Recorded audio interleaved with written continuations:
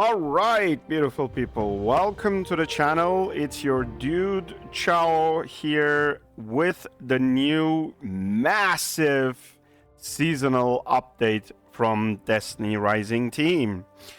So this amazing update, this full of content update is amazing. So let's get on to it. Let's get it fast. I'll try to recap the most important points first, and then we can go through them in detail. So first things first, the biggest of them all, Pinnacle Energy removed. We're not going to have any Pinnacle Energy anymore, which means that we are not restricted by the activities that we want to do. We can play how long ever we want and however we want. Next big thing is team level cap is going to be increased to level 90. It was 80 before, and now we will be level 90, which means at the start of the season there will be quite a bit of grinding to do to increase our cap to the level 90. We have the new character, Aphrodite, arc, hand cannon, and sniper rifle. So arc, precision, yay, another Hellhest. We have new campaign, we have new areas, but I'm just skimming over them because we have much more important changes. First of all, Calamity Ops is going away. Instead of that, we're going to have Operation Cordon, which I think we had a glimpse before in an event. So I think that Operation Cordon is now here to stay with this update. So basically, we're going to have a better version of Calamity Ops to be able to push for more leaderboards and more rewards without being punished by things like time or best in slot characters and stuff. Next biggest point, the Expanse Endless, which means we're able to go beyond the usual 40 stages. And after that, as it states, it's going to be infinite, which means we're going to be able to just go push harder, push more into the higher levels and get more juicy rewards after that. And added to that, after stage 40, we're going to have Mobius clusters as reward, which is amazing. I don't know why the name here says Mobius loop. Maybe the content's name is going to change. And there's going to be an Infinite Answers event accompanying that change, but we are yet to see what that is. And the next big thing is the Adept difficulty. Now, looks like we're going to replace the old challenge mode for Legendary Campaign, Chaos, and Gauntlet Blitz, as well as Strikes. Now, there are going to be more difficulties with these, and looks like after this Adept difficulty unlocks, we're going to be able to select certain tiers, like Adept 1, 2, 3, and then we will have in rotation different levels, different strikes, and higher risks depending on the week and depending on the role of that week, and accordingly higher rewards and higher mod fragments as well. And apparently there will be something called Adept mod fragments, which can be synthesized into Adept mods. And it seems like from the update, these Adept mods are extremely rare, and they are something to be chased, something to be do the grind for. And then we're going to have, now we're going to have something called construction fund, which means that after at the start of each season, our items and materials will be settled and resource compensation will be issued. So I think we're going to have our extra pinnacle energies, we're going to have challenger keys, we're going to have elemental fruits, artifactual clusters, like a lot of things basically will be converted back into seasonal tokens. then which will allow us to purchase seasonal items or from the seasonal shop. So rest assured that your pinnacle energy, your collected pinnacle energy, is not going anywhere. It's going to be converted to something, and it will allow us to do something with those. So I think this is a nice thing to do, honestly. Obviously, removing pinnacle energy system is a big change, and a lot of people have accumulated a lot of extra pinnacle energy, me included. But glad to know that these will be converted into rare items for the new season. This is great to know. And then there's something called, which is interesting, past glory, which says that the system will generate a past activity rating based on how much of a pinnacle energy and challenger keys we have spent. And it will reward us depending on the situation, naming it past glory bundle.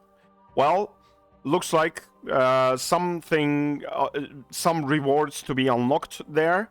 I believe it will definitely benefit from our heavy poured hours into the game from time before.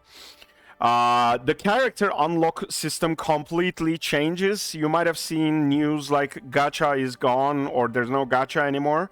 Well, that's partly true, but partly not true. Allow me to explain. So basically, we will be able to unlock mythic characters by using something called elemental condensate, which means that this is a rare item that will be collected throughout gameplay and perhaps opening season engrams or maybe purchasing them from the seasonal shop. But once we reach 40 elemental condensates, we will be able to activate any mythic character. Any mythic character. Let me emphasize that really clearly.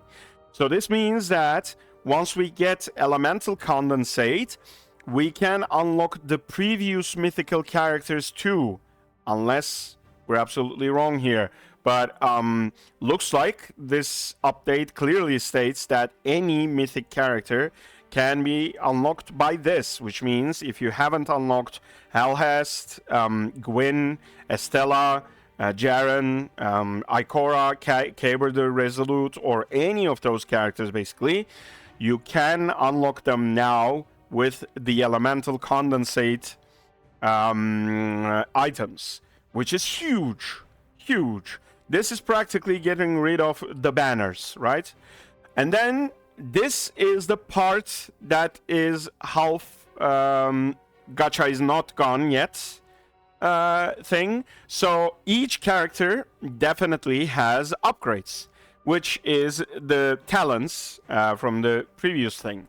So according to the update, I understand that we can unlock these elemental condensates and upgrades through the Lumia leaves, because Lumia leaves are not going anywhere. So this is just a presumption, but I think that makes sense to be able to still acquire the Bon Voyage charms, like stated here. And then, well, what else are we going to use those Bon Voyage charms for? Obviously, we're going to use them to unlock the upgrades in characters. So that's my reasoning here. The initial character can be unlocked without any gacha, I believe. And then the Bon Voyage charms can still be used to unlock the upgrades. Or they can be maybe still used to unlock the character. Who knows? It's not detailed here line by line. Or I'm missing it. I don't know. Then we have something different here called the season system. Apparently, season will be in different phases. It says there will be phase 3, there will be phase 4, and then we will have seasonal missions, which will allow us to do a lot of activities, collecting some stuff to unlock something called Emanair, which then allows us to directly boost character powers, ability powers, and even equip an ability, as stated here, um, from the Emanair. I don't know what that really entails, but basically, every season we will have nodes to activate in the Emanair, and then that will allow us to put characters in there and equip an ability from there to trigger powerful effects, as it states. So basically, we have some drop to increase the level of this, which is called Emanair ability gems. And then we can use them to enhance this Emanair ability. Well, let's see how it works. And then it says players can insert up to 9 characters into Emanair, activating different levels of amplification effects. Well, apparently it can amplify characters. So basically, there's something called the Emanair, and we're going to upgrade it in different ways. Gun development optimization. Holy hell, there's a lot of updates here. First of all, the mod system is gone. Well, not gone, but changed drastically. The mods are not locked to weapons anymore. We can easily move them around, switch them around, equip or unequip them very easily.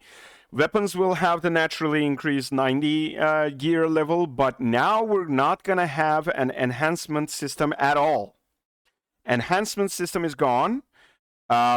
It only with the exception of it says that it will be generated when the weapon drops. From this, I understand that there will be a random pointer which plays into the RNG system, where the weapon will have a certain amount of enhancement or perk on drop, and that will determine if the weapon is a god roll or not. And this gets replaced with a star tier system, which is increasable by player. So basically, enhancement is probably embedded in the weapon, and then we will have star tiers to increase. So that's there's going to be a large number, by their definition, large number of new exotic quality mods. I'm already excited. This is very nice. And then we will have gun forging. Players can use eligible material weapons to enhance the perk level or transfer perk upgrades to the weapon targeted for development. Well, basically, we will be able to create god rolls by utilizing different weapons into one developed weapon. Well, we're going to the classic way of Destiny 2 with every bit of this upgrade, which I love. Because Destiny Rising combined with the best systems from Destiny 2 is the golden roll. So, we have, oh god, artifacts are getting completely overhauled. Like, there is a huge list of changes, but in a nutshell, basically, we will have the star tiers for the artifacts as well, and then we have now attributes, like artifact attributes from refactoring, and the base attributes. Now we're going to have 2 sets of attributes.